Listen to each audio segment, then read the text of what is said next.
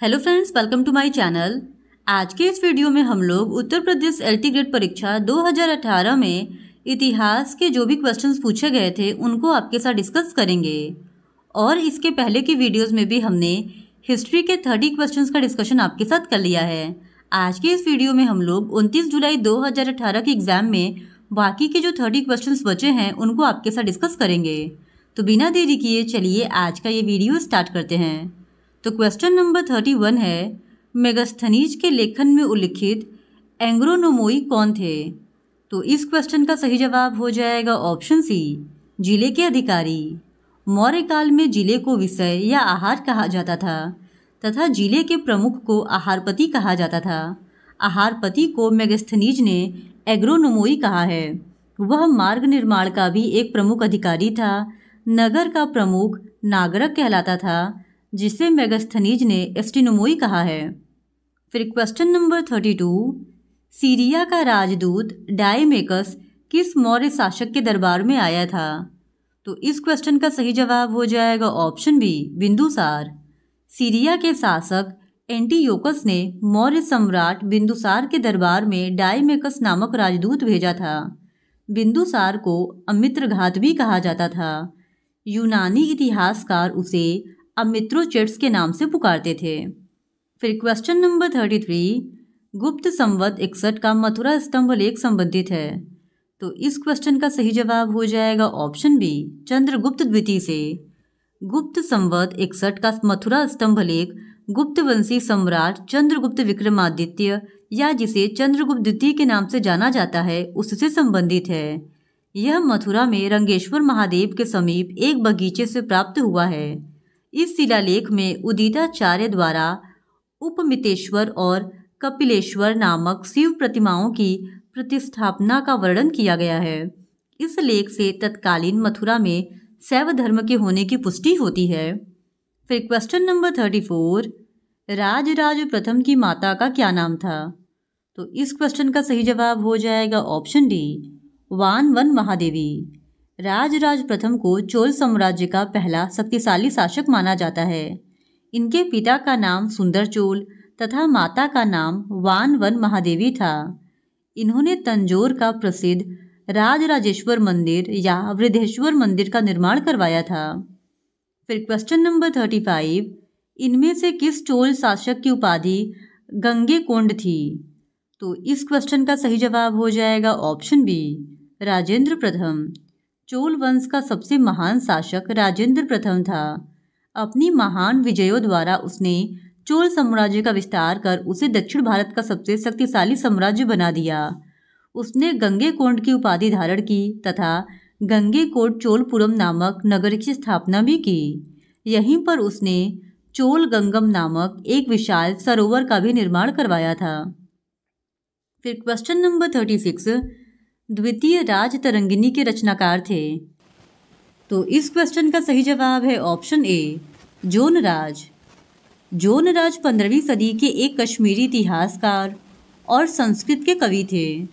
उन्होंने द्वितीय राजतरंगिनी नामक इतिहास ग्रंथ लिखा, जिसमें उन्होंने कल्हड़ की राजतरंगिनी का सन 1149 ईस्वी तक का वृत्तांत जारी रखते हुए अपने समकालीन सुल्तान जैन उल अबिदीन तक का वर्णन लिखा है।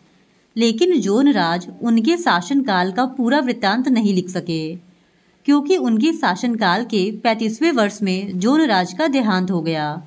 उनके शिष्य श्रीवर ने आगे का वृत्तांत लिखा और उनकी कृति का नाम तृतीय राजतरंगिनी था, जो कि 1459 से लेकर 1486 तक के बारे में है।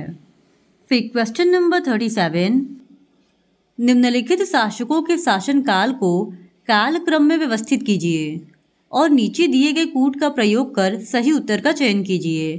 पहला मोहम्मद बिन कासिम, दूसरा महमूद गजनवी, तीसरा तैमूर और चौथा चंगेज खां। तो इस क्वेश्चन का सही जवाब हो जाएगा ऑप्शन बी। सबसे पहले आएगा 1 यानी कि मोहम्मद बिन कासिम, जिसका टाइम पीरियड 712 ईस्वी है। फिर उसके बाद आएगा महमूद गजनवी, जो कि 997 से 1030 ईस्वी तक शासन किया। फिर उसके बाद आएगा चंगेज खां 1162 से 1227 ईस्वी तक। और सबसे अंत में आएगा तैमूर 1370 से 1405 ईस्वी तक। फिर क्वेश्चन नंबर 38, निम्नलिखित कथनों पर विचार कीजिए। पहला, पृथ्वीराज चौहान ख्वाजा मोइनुद्दीन चिश्ती के समकालीन थे। दूसरा, गियासुद्दीन तुगलक निजामुद्दीन औलिया के समकालीन थे। उपयुक्त कथनों में से कौन से सही है? तो इस क्वेश्चन का सही जवाब हो जाएगा ऑप्शन सी 1 और 2 दोनों, यानी ये दोनों ही कथन सही है। पृथ्वीराज चौहान चौहान वंश के एक प्रतापी शासक थे जो ख्वाजा मोइनुद्दीन चिश्ती के समकालीन थे, और ख्वाजा मोइनुद्दीन चिश्ती चिश्ती सिलसिले के संस्थापक थे। वहीं गियासुद्दीन तुगलक तुगलक वंश का संस्थापक था और निजामुद्दीन औलिया इसके समकालीन थे। इनको महबूब इलाही भी कहा जाता था। फिर क्वेश्चन नंबर 39, कुव्वत उल इस्लाम मस्जिद का निर्माण किसने कराया? तो इस क्वेश्चन का सही जवाब हो जाएगा ऑप्शन सी कुतुबुद्दीन ऐबक ने। दिल्ली में कुतुब मीनार के पास स्थित कुव्वत उल इस्लाम मस्जिद का निर्माण गुलाम वंश के प्रथम शासक कुतुबुद्दीन ऐबक ने 1192 ईस्वी में करवाया था और इल्तुतमिश ने 1230 ईस्वी में इसमें कुछ और हिस्से पूरा करवाए। फिर क्वेश्चन नंबर 40, इल्तुतमिश के विषय में निम्नलिखित कथनों में से कौन से सही है? पहला, इल्तुतमिश ने अपने प्रभुत्व की मान्यता खलीफा द्वारा प्राप्त की। दूसरा, इल्तुतमिश ने बंगाल के सुल्तान गियासुद्दीन को हराकर लखनौती पर अधिकार किया। नीचे दिए गए कूट की सहायता से सही उत्तर का चयन कीजिए। तो इस क्वेश्चन का सही जवाब हो जाएगा ऑप्शन सी 1 और 2 दोनों, यानी इल्तुतमिश के बारे में ये दोनों ही कथन सही है। फिर क्वेश्चन नंबर 41, अलाउद्दीन खिलजी के आक्रमण के समय देवगिरी का यादव शासक कौन था? तो इस क्वेश्चन का सही जवाब है ऑप्शन डी रामचंद्र। 1296 ईस्वी में अलाउद्दीन ने देवगिरी पर आक्रमण किया, जहां के शासक रामचंद्र देव ने बाध्य होकर उसे प्रतिवर्ष एलिचपुर की आय को भेजने का वादा किया था और 1307 ईस्वी में मलिक काफूर ने पुनः देवगिरी पर आक्रमण किया। रामचंद्र देव के आत्मसमर्पण करने पर उसे दिल्ली भेजा गया, जहां अलाउद्दीन ने उसे राय रायन की उपाधि दी तथा 6 माह के पश्चात 1 लाख सोने के टंके और नवसारी का जिला देकर उसके राज्य वापस भेज दिया। फिर क्वेश्चन नंबर 42, निम्नलिखित में से कौन सा सही सुमेलित नहीं है? तो इस क्वेश्चन का सही जवाब हो जाएगा ऑप्शन डी कन्नौज का युद्ध 1530 ईस्वी में। कन्नौज का युद्ध 1540 ईस्वी में शेरशाह सूरी और मुगल शासक हुमायूं के बीच लड़ा गया था। इस वजह से ऑप्शन डी इस क्वेश्चन का सही जवाब है, क्योंकि ये सही रूप से सुमेलित नहीं है। फिर क्वेश्चन नंबर 43, निम्नलिखित घटनाओं को कालक्रमानुसार व्यवस्थित कीजिए तथा नीचे दिए गए कूट का प्रयोग कर सही उत्तर का चयन कीजिए। पहला, तैमूर का आक्रमण। दूसरा, सांकेतिक मुद्रा का प्रचलन।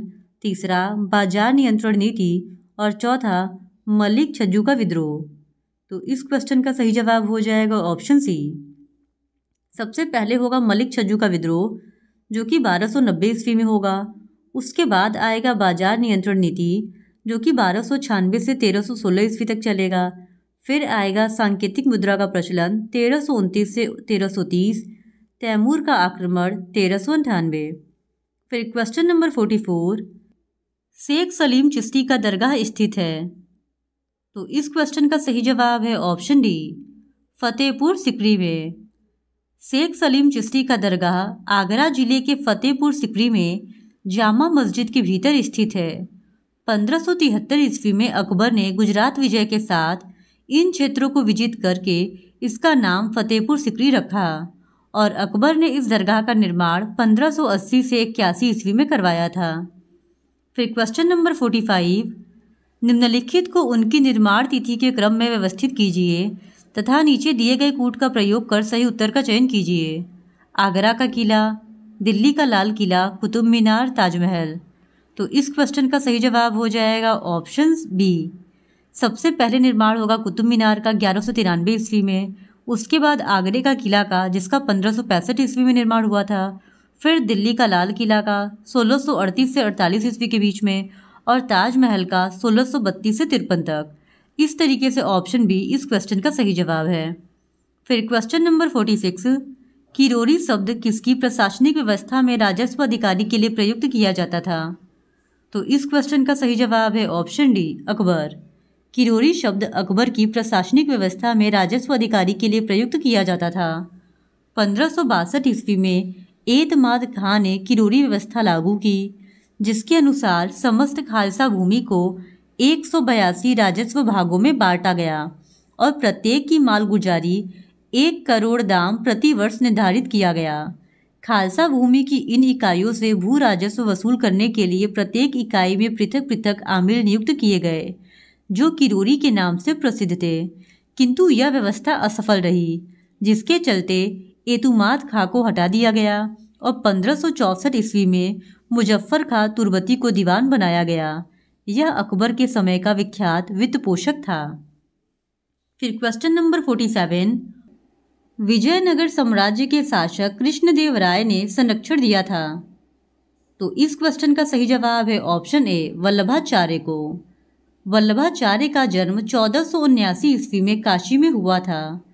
इनके माता पिता तेलंगाना से काशी की यात्रा पर आ रहे थे, तभी यात्रा मार्ग में इनका जन्म हुआ था।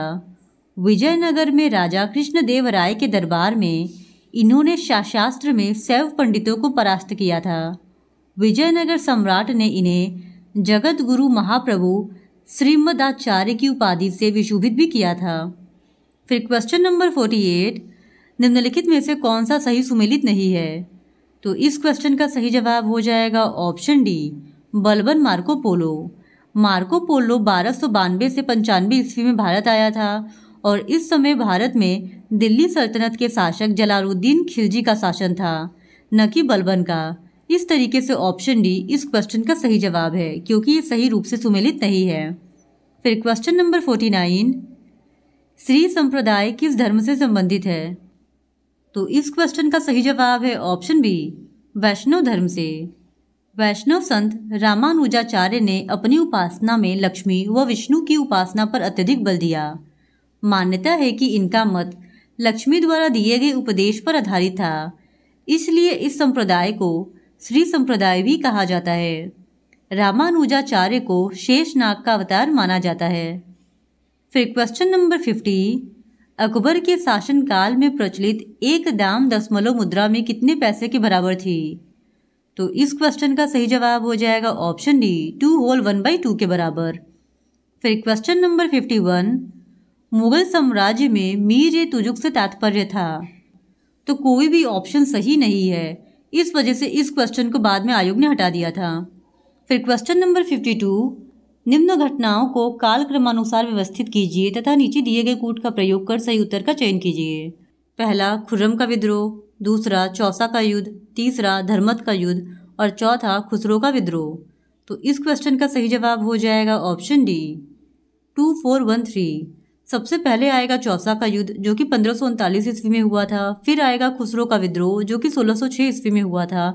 फिर तीसरे नंबर पे आएगा खुर्रम का विद्रोह, जो कि 1623 से 26 ईस्वी में हुआ था। और सबसे अंत में आएगा धर्मत का युद्ध, जो कि 1658 ईस्वी में हुआ था।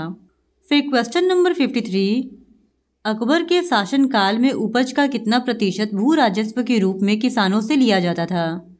तो इस क्वेश्चन का सही जवाब है ऑप्शन सी, 33 होल 1/3%। अकबर के शासन में उपज का 1/3 भाग लगान के रूप में वसूल किया जाता था और किसानों से लगान सिक्कों के रूप में लिया जाता था और इसके लिए अलग अलग क्षेत्रों में गल्ले की अलग अलग कीमतें निश्चित की जाती थी। अकबर ने किसानों को भूमि का स्वामी स्वीकार किया था और राज्य ने किसानों से सीधा संपर्क स्थापित किया था।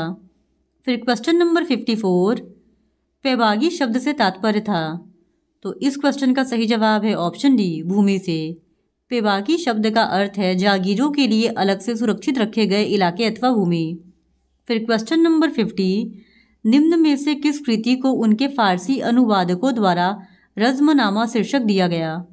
तो इस क्वेश्चन का सही जवाब है ऑप्शन बी, महाभारत। रज़्मनामा महाभारत का फारसी अनुवाद है, जो मुगल बादशाह अकबर के समय में करवाया गया था। महाभारत का फारसी अनुवाद मुगल बादशाह अकबर के आदेश से बदायूनी, नकीब खां और अब्दुल कादिर ने किया था। रज़्मनामा के प्रसंगों पर चित्र बनाने के लिए दसवंत तथा बसावन को जिम्मेदारी दी गई थी। फिर क्वेश्चन नंबर 56, भारत में पुर्तगालियों द्वारा प्राप्त किए गए स्थानों को उनके वर्षों से सुमेलित कीजिए तथा नीचे दिए गए कूट का प्रयोग कर सही उत्तर का चयन कीजिए। तो इस क्वेश्चन का सही जवाब हो जाएगा ऑप्शन डी, ए का 3, यानी कालीकट का हो जाएगा 1500 ईस्वी, कतरानोर का हो जाएगा 1502 ईस्वी, धाबोल का हो जाएगा 1522 ईस्वी, पुन्नानी का हो जाएगा 1525 ईस्वी। इस तरीके से ऑप्शन डी इस क्वेश्चन का सही जवाब है। फिर क्वेश्चन नंबर 57, निम्न में से किस शहर को 1661 ईस्वी में पुर्तगाल द्वारा दहेज स्वरूप अंग्रेजों को दिया गया था? तो इस क्वेश्चन का सही जवाब है ऑप्शन सी, बम्बई। पुर्तगालियों ने 1534 ईस्वी में बम्बई को गुजरात के बहादुर शाह से छीन लिया और 1661 ईस्वी में चार्ल्स द्वितीय के साथ पुर्तगाली राजकुमारी कैथरीन डी वेंग्रेजा के विवाह के अवसर पर यह दहेज स्वरूप अंग्रेजों को प्रदान कर दिया गया था। बाद में 10 पाउंड वार्षिक किराए पर बम्बई ईस्ट इंडिया कंपनी को दे दिया गया। फिर क्वेश्चन नंबर 58, निम्न में से कौन सा सही सुमेलित नहीं है? तो इस क्वेश्चन का सही जवाब हो जाएगा ऑप्शन डी, देवगांव की संधि 17 दिसंबर 1818 ईस्वी। देवगांव की संधि 17 दिसंबर 1818 ईस्वी में नहीं हुई थी, बल्कि ये 17 दिसंबर 1803 ईस्वी को हुई थी। इस वजह से ऑप्शन डी इस क्वेश्चन का सही जवाब है, क्योंकि सही रूप से सुमेलित नहीं है। वहीं ब्लैक होल की घटना 20 जून 1756 ईस्वी में, प्लासी का युद्ध 23 जून 1757 ईस्वी को और बक्सर का युद्ध 22 अक्टूबर 1764 ईस्वी को ही हुआ था। फिर क्वेश्चन नंबर 59, हिंदू विधवा पुनर्विवाह अधिनियम पारित हुआ था? तो इस क्वेश्चन का सही जवाब है ऑप्शन सी, 26 जुलाई 1856 ईस्वी को। हिंदू विधवा पुनर्विवाह अधिनियम 26 जुलाई 1856 ईस्वी को पारित हुआ था। इस अधिनियम के द्वारा हिंदू विधवाओं को पुनर्विवाह हेतु कानूनी मान्यता मिली थी और इस अधिनियम का ड्राफ्ट लॉर्ड डलहौजी के द्वारा तैयार किया गया था। फिर क्वेश्चन नंबर 60, 1857 के विद्रोह के समय मुगल शासक कौन था? तो इस क्वेश्चन का सही जवाब है option A, Bahadur Shah Zafar. Lord Canning के गवर्नर जनरल के शासनकाल के दौरान 1857 की महान क्रांति हुई थी। उस समय मुगल शासक बहादुर शाह जफर था। तो इस तरह आज की इस वीडियो में हमने यूपी एलटी ग्रेड के एग्जाम में पूछे गए हिस्ट्री के 60 क्वेश्चंस का डिस्कशन आपके साथ कर लिया है।